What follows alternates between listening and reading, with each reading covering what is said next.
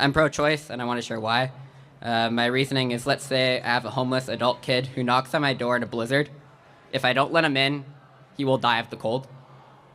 I might choose to let him in, but the law does not force me to let him in. You've been saying that no one is legally required to give others their housing or support, even if it means saving their life. So here's my question.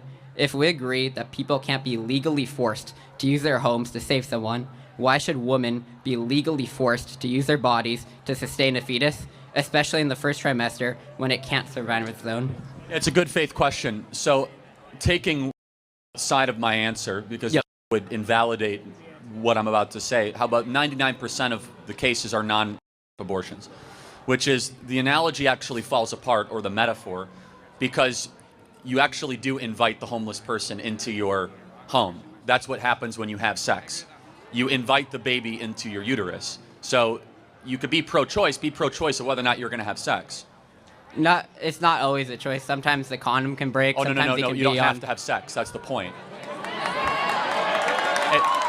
Having sex is not a human need. Eating and showering is, but you can wait until you're married. You actually don't have to have sex.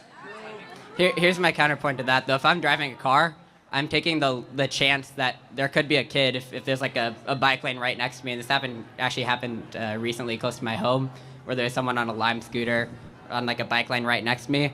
He fell off his Lime scooter and he got hit by a car and the kid died. That's really sad. It was a life that ended. But I didn't have to go to drive. I didn't have to drive my car. The person didn't have to drive in the car who hit the kid, but he took the risk.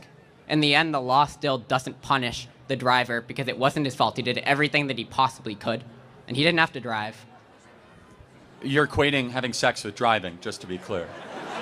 My analogy is that it's my choice to drive a car or not, but I'm still taking the risk. But if someone... Well, hold on, but if you're driving a car and you do run somebody over, you could be susceptible to manslaughter laws.